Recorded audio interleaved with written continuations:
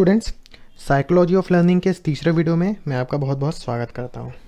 इससे पहले के दो वीडियोस में हम लोगों ने देखा था कि साइकोलॉजी क्या होती है, डेवलपमेंटल साइकोलॉजी क्या होती है, हमने इसके बारे में जाना था। इसके बाद दूसरे वीडियो में हम लोगों ने देखा था कि लर्निंग प्रोसेस क्या होती है, कितने प्रकार की होती है, लर्निंग प्रोसेस को कौन कौन सी चीज़ें इफेक्ट्स करती हैं और प्रिंसिपल ऑफ लर्निंग क्या होती है। ठीक है, तो लर्निंग की जो प्रोसेस हम लोगों ने लर्निंग के बारे में पूरा जाना है। और जिन लोगों ने पहले की वीडियो नहीं देखे, मैं उनसे रिक्वेस्ट करूंगा कि थ्योरी ऑफ लर्निंग हम लोग जो आज शुरू करने वाले हैं टॉपिक, उससे पहले की दो वीडियो देख लें, क्योंकि उसमें जो टर्म्स आ रही हैं उनका यहाँ पर बहुत ज़्यादा यूज़ होने वाला है। तो जो लर्निंग प्रोसेस थी वो एक काफ़ी कॉम्प्लिकेटेड प्रोसेस थी। दिखने में जितनी सिंपल और जितनी इसकी डेफिनेशन दी गई कि व्यवहार में परिवर्तन है, ऐसा इतना आसान नहीं है। ये काफ़ी कॉम्प्लेक्स प्रोसेस माना जाता है इसे साइकोलॉजी में। तो कई शिक्षाविद हमारे जो थे, कई साइकोलॉजिस्ट थे, उन लोगों ने क्या करा कि इसको ये प्रूफ करने की लर्निंग प्रोसेस होती कैसे है, इसके संबंध में कई सारी थ्योरीज दी गई थी। तो उन्हीं की थ्योरीज़ को आज हम यहाँ पर स्टडी करेंगे। वैसे तो कई सारे शिक्षाविदों ने अपनी अपनी थ्योरी दी है, लेकिन मेनली जो हमारे सिलेबस में 4 या 5 थ्योरी उसको कवर करेंगे। और थ्योरी ऑफ लर्निंग के वीडियो को भी हम लोगों ने 2 पार्ट में बना दिया, जिससे कि इन थ्योरीज़ को आपको समझने में आसानी होगी। तो आज थ्योरीज ऑफ लर्निंग के इस फर्स्ट पार्ट को हम लोग कवर करेंगे, थ्योरीज ऑफ लर्निंग का पार्ट 1। इसमें हम लोग सबसे पहले देखेंगे क्लासिकल कंडीशनिंग थ्योरी। तो क्लासिकल कंडीशनिंग थ्योरी को थ्योरी ऑफ कंडीशन रिस्पॉन्स भी कहा जाता है, या अनुकूलित अनुक्रिया का सिद्धांत भी इस थ्योरी को कहा जाता है। इस थ्योरी को Russian physiologist Ivan Petrovich Pavlov, तो जो पावलोव जी थे, उन्होंने इस थ्योरी को प्रपोज किया था। उन्होंने बताया कि in the process of learning stimulus and responses are interconnected. मतलब अधिगम की प्रक्रिया में उद्दीपन या उत्प्रेरक जो होते हैं और अनुक्रिया, ये आपस में संबंधित होते हैं। और जो सबसे महत्वपूर्ण बात है कि इन्होंने अपनी इस थ्योरी को प्रूफ करने के लिए एक डॉग के ऊपर एक्सपेरिमेंट किया। ठीक है, तो आइए देखते हैं उन्होंने क्या डॉग के ऊपर एक्सपेरिमेंट करा था। लेकिन उससे पहले जो कई सारी टर्म्स आ रही हैं इसमें, जैसे कि स्टिमुलस आया है ना, कंडीशन, रिस्पॉन्स, ये सब क्या होता है इसके बारे में जानते हैं। तो सबसे पहली टर्म होती है उद्दीपन और रिस्पॉन्स। तो इसके बारे में आपको पहले ही बताया था मैंने दूसरे वीडियो में कि उद्दीपन और प्रतिक्रिया या अनुक्रिया क्या होता है। उद्दीपन वे कारक होते हैं जो हमारी संवेदी अंगों को क्रियाशील कर देते हैं, और इन संवेदी अंगों के क्रियाशील होने के कारण मस्तिष्क से जो निर्देश प्राप्त होते हैं अंगों को, उसके द्वारा जो भी कुछ ये अंग कार्य करते हैं वो प्रतिक्रिया कहलाता है ना। ये अंदरूनी भी हो सकता है ये रिस्पॉन्स, और बाह्य भी हो सकता है जो हमें दिखेगा। ठीक है, अब बात करते हैं तीसरे टर्म अनकंडीशनड स्टिमुलस और अनकंडीशनड रिस्पॉन्स। स्वाभाविक उद्दीपन और स्वाभाविक अनुक्रिया। आमतौर पर बोला जाए तो ये उद्दीपन और प्रतिक्रिया ही है, लेकिन यहाँ पर इन टर्म्स को अनकंडीशनड स्टिमुलस और अनकंडीशनड रिस्पॉन्स के रूप में यूज़ करा गया है। स्वाभाविक उद्दीपन वो उद्दीपन होंगे जिनके एवज में स्वाभाविक क्रियाएं या स्वाभाविक प्रतिक्रियाएं होंगी। जैसे कि एक एग्जांपल लिया जाए कि एक रसगुल्ला रखा हुआ है प्लेट में और आपको भूख लगी हुई है, नहीं भी लगी हुई है मान लीजिए, तो आपको उसको रसगुल्ला देखकर लालच आएगा खाने का। और मैं बात करूँ डीप में, तो एक छोटा बच्चा है, एक रसगुल्ले को देखता है, उसको देखकर उसके मुंह में पानी आता है, उसको देखकर उसके मुंह में लालच आता है, जीभ बाहर आ जाती है। तो ये क्या है, रसगुल्ले को देखकर ये प्रतिक्रियाएं हो रही हैं। रसगुल्ले को देखकर मुंह में से पानी निकलना, जीभ बाहर निकलना बच्चे की लालच के कारण, ये बहुत ही स्वाभाविक प्रक्रिया है। लेकिन क्या वही बच्चा ये किसी दूसरी चीज़ को देखकर पड़ेगा? कहीं बाहर अगर पत्थर पड़ा हुआ है तो क्या उसको देखकर ऐसी प्रतिक्रिया करेगा? नहीं, वो नहीं करेगा। तो ये क्या है कि इसके साथ कोई कंडीशन नहीं जुड़ी हुई है। जो स्वाभाविक उद्दीपन है, जिस चीज़ के लिए वो बना है, वैसी प्रतिक्रिया या अनुक्रिया होगी। तो उन उद्दीपकों को जिनसे स्वाभाविक अनुक्रिया होगी उन्हें कहा जाएगा स्वाभाविक उद्दीपन, और उसके एवज में जो प्रतिक्रिया या अनुक्रिया हो रही है उसे कहा जाएगा स्वाभाविक अनुक्रिया। इसके बाद 2 टर्म्स की बात और यहाँ पर आएगी, कंडीशनड स्टिमुलस और कंडीशनड रिस्पॉन्स। ये क्या बोलता है कि आपने किसी ऐसी चीज़ के साथ अनुबंध बना दिया जिसका उस प्रतिक्रिया से सीधा सीधा कोई संबंध नहीं है। एक अनुबंध या अनुकूलन के तौर पर वो उद्दीपन उस प्रतिक्रिया के साथ संबंधित हो गया है सीखने के लिए, तो उसे कहा जाता है कंडीशनड स्टिमुलस या अस्वाभाविक या अनुकूलित उद्दीपन। और इसके साथ जो प्रतिक्रिया होगी वो प्रतिक्रिया वही होगी जो कि स्वाभाविक अनुक्रिया थी, लेकिन चूंकि वो अब इसके साथ जुड़ गई है, इसलिए हम उसे अस्वाभाविक या अनुकूलित अनुक्रिया भी कह सकते हैं। तो पावलोव जी ने अपनी थ्योरी में जो मेन बात यही करी थी कि अस्वाभाविक उद्दीपनों के कारण स्वाभाविक अनुक्रिया का होना ही कंडीशन रिस्पॉन्स थ्योरी कहलाता है। कौन सा? अस्वाभाविक उद्दीपन या अनुकूलित उद्दीपनों के कारण स्वाभाविक अनुक्रिया का होना ही ये जो है वो कहलाता है कौन सा? क्लासिकल कंडीशनिंग थ्योरी या कंडीशन रिस्पॉन्स थ्योरी। यही इन्होंने इस थ्योरी में कहा और इसको प्रूव करने के लिए इन्होंने कुत्ते के ऊपर एक्सपेरिमेंट करा। तो आइए देखते हैं वो एक्सपेरिमेंट क्या था। तो पावलोव जी ने अपने एक्सपेरिमेंट में एक कुत्ते को यूज़ करा। उन्होंने इस कुत्ते को एक बॉक्स के अंदर बांध कर कुछ जो उन्होंने अरेंजमेंट लगाया था उस बॉक्स के अंदर उस कुत्ते को बांध कर रखा और उसके सामने खाना रखा, उसको खाना दिया जाने लगा। नॉर्मल प्रोसेस था जैसा कि आप डायग्राम 1 में देख रहे हैं। तो क्या होता है, कुत्ता जैसे खाने को देखता है उसकी लार टपकने लगती है। एक स्वाभाविक क्रिया है, कोई भी जानवर खाना देखेगा, कुत्ता खाना देखेगा, उसको भूख लग रही है तो उसकी लार टपकेगी। तो ये एक स्वाभाविक अनुक्रिया हुई खाने को देखकर। तो जैसे कि यहाँ पर मैंने लाइन डायग्राम से आपको समझाने की कोशिश करी है कि कुत्ते को जैसे खाना दिया गया, खाना जैसे सर्व करा गया तो उसकी लार टपकी, सलाइवा मतलब लार टपकी। तो यहाँ पर जो खाना है वो क्या है?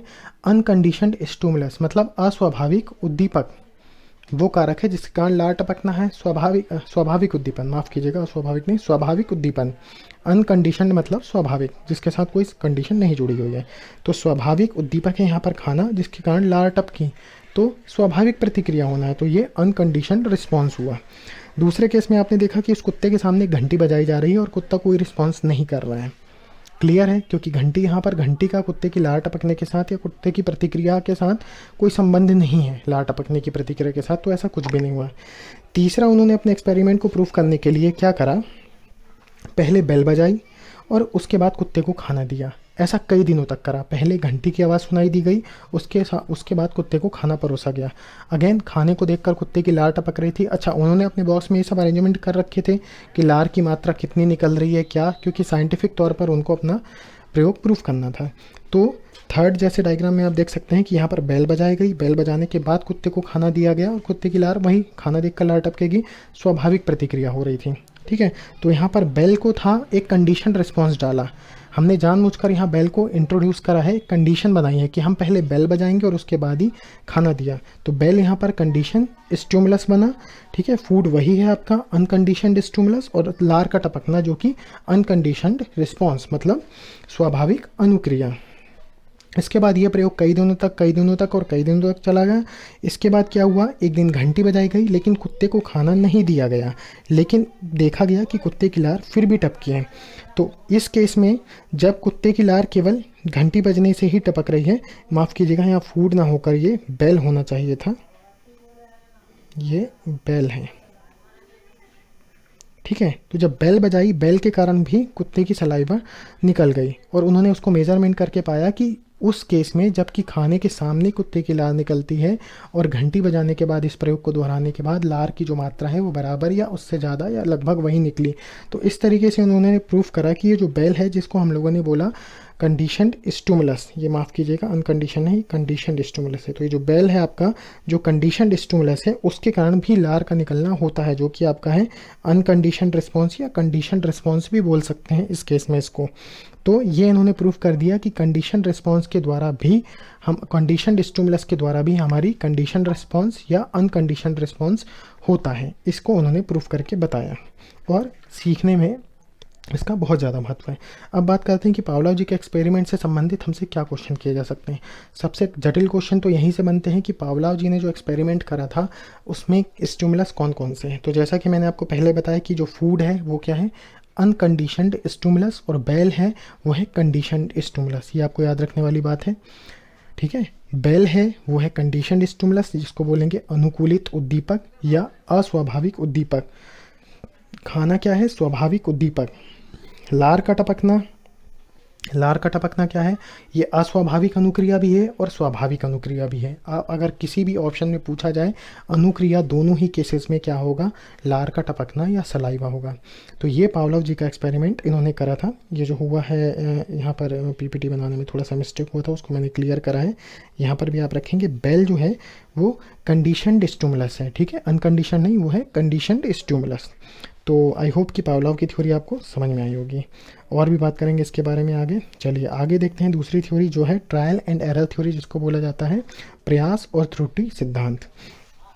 इस सिद्धांत को एसआर थ्योरी भी कहा जाता है, स्टिमुलस रिस्पॉन्स थ्योरी भी इसको कहा जाता है।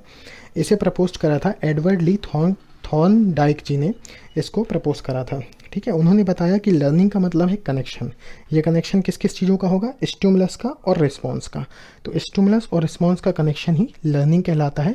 ठीक है, इन्होंने इन दोनों के बॉन्ड के बारे में भी बात करी थी, इसीलिए इसे थ्योरी ऑफ बॉन्ड भी कहा जाता है। और सबसे महत्वपूर्ण बात कि इन्होंने किस जानवर पर एक्सपेरिमेंट करा? इन्होंने अपना एक्सपेरिमेंट बिल्ली पर करके अपनी थ्योरी को प्रूफ करा था। ठीक है, इनकी थ्योरी में इन्होंने बताया कि स्टिमुलस और रिस्पॉन्स आपस में कनेक्शन होते हैं और इनका प्रॉपर कनेक्शन बनाया जाए एसोसिएटिव वे में, तो एक टाइम ऐसा आएगा कि इनके प्रॉपर कनेक्शन से हम अपने लक्ष्य की प्राप्ति कर लेते हैं, जिससे कि अधिगम या सीखना होता है, जिसके बारे में इन्होंने एक्सपेरिमेंट किया था। तो थॉर्नडाइक जी ने जो अपना एक्सपेरिमेंट करा बिल्ली पे करा, उन्होंने इस तरीके का एक बॉक्स में बिल्ली को बंद करा। इस बॉक्स को पजल बॉक्स का नाम दिया। ठीक है, और इसमें बॉक्स की दूसरी तरफ यहाँ पर इन्होंने कहीं फूड रख दिया था जो बिल्ली देख सकती थी। ठीक है, यहाँ पर फूड इन्होंने मछली रखी थी, तो मछली यहाँ पर एक फ़िश इन्होंने रख दी। अब ये बॉक्स इस तरीके का था कि यहाँ पर ये जो आप देख रहे हैं पर्टिकुलर इस चीज़ को, ये एक लीवर था। ठीक है, और अगर बिल्ली इस लीवर पर पैर दबाएगी तो ये गेट क्या होता था, शटर फॉर्म में था, ये खुल जाता, ऊपर जाता ये ऐसा, और ये डोर खुल जाता।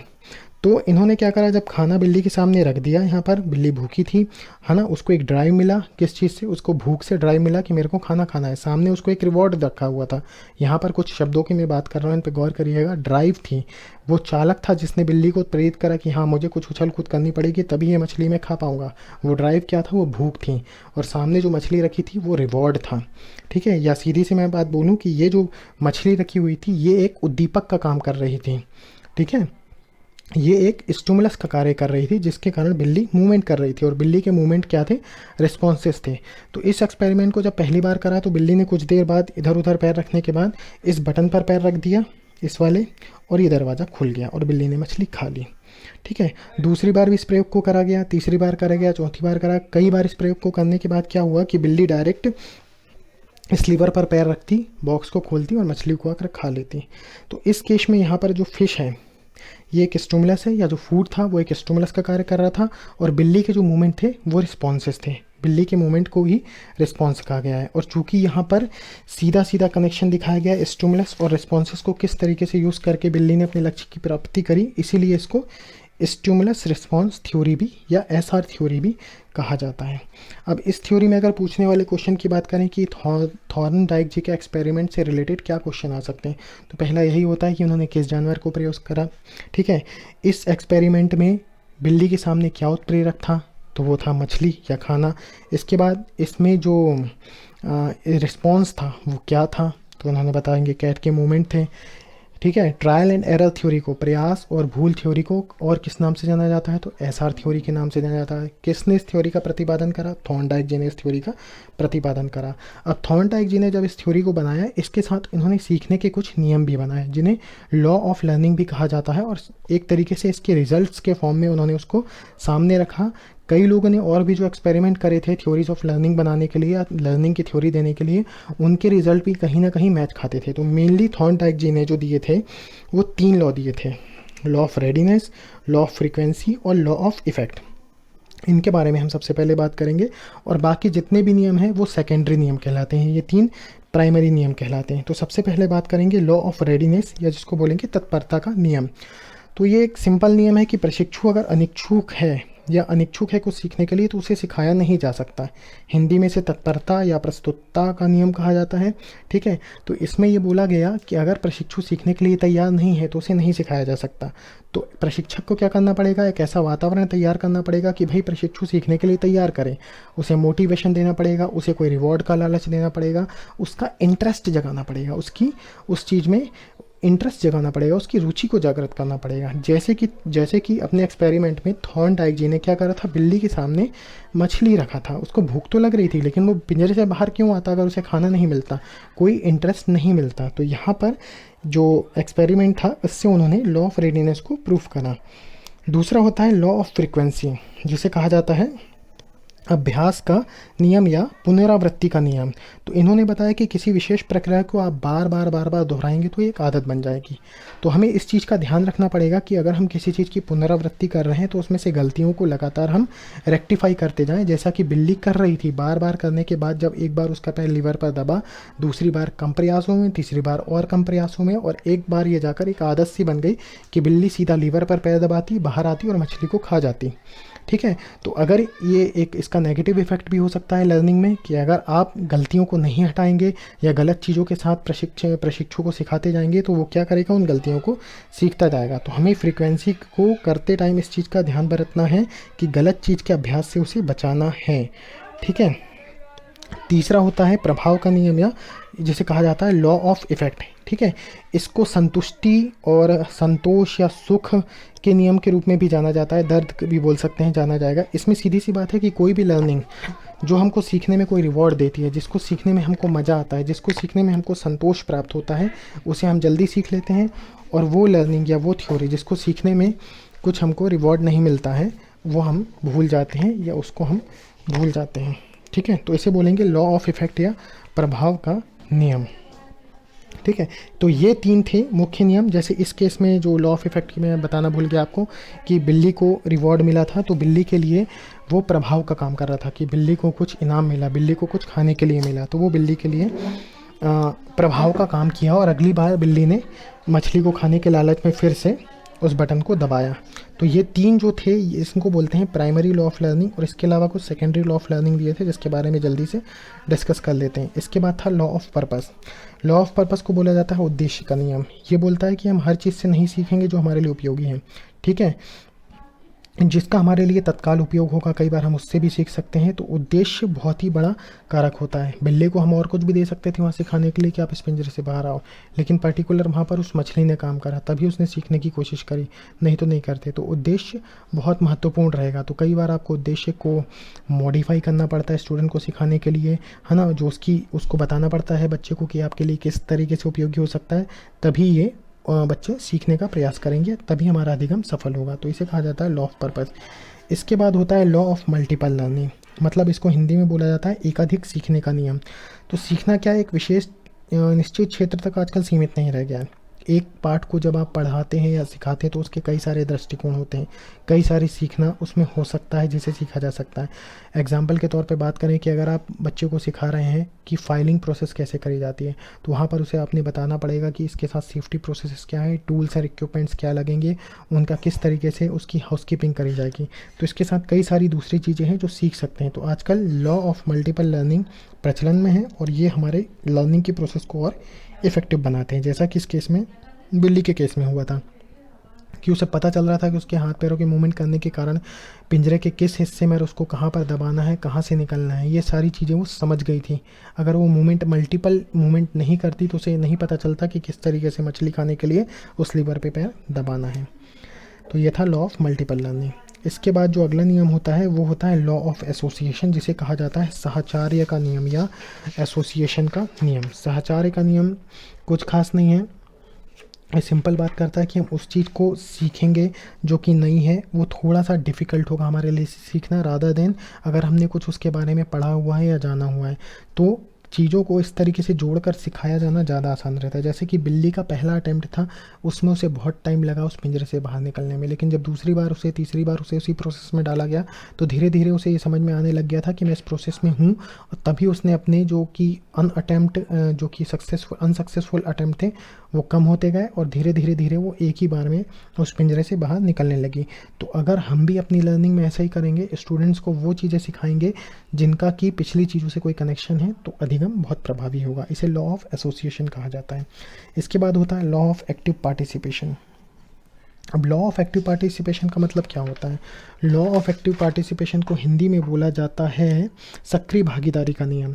इसका अर्थ ये है कि आपकी सक्रिय भागीदारी से मतलब ये होगा कि आपके जितने भी संवेदी अंग हैं, जो कि ज्ञानेंद्रियां हैं आपकी, अगर वो सभी आपकी अधिगम में एक साथ काम करें तो एक बेहतर ऑब्जर्वेशन बनेगा, हम एक बेहतर रिटेंशन बना पाएंगे और हम एक बेहतर लर्निंग बना पाएंगे। ठीक है, तो अगर सारी इंद्रियों को आप रिस्पॉन्स माने इन्वॉल्व कर लेंगे तो आपका सीखना प्रभावी होगा।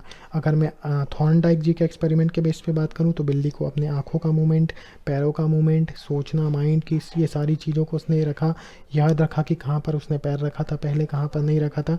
तो उसने अपनी सारी सेंसेस को एक्टिवली पार्टिसिपेट करा, तभी वो उस बॉक्स से बाहर निकल आ पाई थी। ठीक है, और इसके बाद कहते हैं लॉ ऑफ एसिमिलेशन, मतलब आत्मसात करने का सिद्धांत। आत्मसात करने का नियम या आत्मसात करने का सिद्धांत ये बोलता है कि सीखना जो आत्मसात किया है, मतलब आत्मा में आपने उतार लिया, उसे बहुत ही ज़्यादा गहराई में लिया है, उसको अच्छे से चिंतन करा है, वो बहुत प्रभावी हो जाता है। जैसे कि बिल्ली के लिए प्रभावी क्या था, बिल्ली के लिए उस लीवर को पे पैर दबाकर मछली को प्राप्त करना, ये उसका टारगेट था। और उसने जब वो मूवमेंट हुआ होगा, उसको ये मूवमेंट याद रहा होगा, वो बहुत प्रभावी बना होगा, उसको उसने अंदर उतार लिया होगा, तभी अगली बार वो उसे करने में सफल हो पाई। और धीरे धीरे धीरे जो अनसक्सेसफुल अटैम्प्ट थे वो कम होते गए। तो इसे कहा क्या, इस इन जो प्रोसेस को से जो लर्निंग मिली उसको कहा लॉ ऑफ एसिमिलेशन या आत्मसात करने का नियम। तो अगर हम जो प्रशिक्षु हैं हमारे, उनको भी ये हम इस चीज़ के लिए प्रेरित करें कि आप जो भी पढ़ रहे हैं, जो भी सीख रहे हैं, उसको अंदर से पढ़िए, उसे आत्मसात करिए, उस पे समझिए, उस पर चिंतन करिए, तो अधिगम बहुत ज़्यादा प्रभावी हो जाता है। तो ये कुछ सीखने के नियम थे, अधिगम के नियम थे, जिन्हें इन थ्योरी के बेस पे थॉर्नडाइक जी ने दिया था। और कई दूसरे लोगों ने भी जो अपने एक्सपेरिमेंट करे थे, वो कहीं ना कहीं इन थ्योरी को सपोर्ट करते थे। जैसे कि अगर मैं बात करूं कि पावलोव जी के एक्सपेरिमेंट में, तो लॉ ऑफ फ्रीक्वेंसी वहाँ पर बिल्कुल आता है कि प्रभावी रहता है वहाँ पर लॉ ऑफ फ्रीक्वेंसी। और लॉ ऑफ इफ़ेक्ट, वहाँ पर भी इफ़ेक्ट था, वहाँ पर कि घंटी का इफ़ेक्ट होता है जिसके कारण लार टपकना शुरू हो जाती है। तो ये जो खाने का प्रभाव था वो इतना ज़्यादा था कि घंटी के कारण भी ये एक कंडीशन रिस्पॉन्स बना। तो इस तरीके से इन लर्निंग का कहीं ना कहीं यूज़ किया गया है। और आगे भी जब हम जो सेकंड पार्ट में जो थ्योरीज पढ़ेंगे, उसमें हम ये देखेंगे कि ये जो लॉज हैं वो किस तरीके से उस थ्योरी को सपोर्ट करते हैं। तो आई होप ये लॉज और ये दोनों थ्योरीज़ आपको समझ में आ गई होंगी। इनको देखिए, अच्छे से स्टडी करिए, क्योंकि इनका एग्ज़ाम पॉइंट ऑफ व्यू से बहुत ज़्यादा इंपॉर्टेंस है। आई होप वीडियो आपको समझ में आया होगा। कोई भी डाउट अगर इन थ्योरीज से रिलेटेड है तो कमेंट बॉक्स में आप लिखिए, कोशिश करेंगे उसको रिप्लाई किया जाएगा। Thank you very much.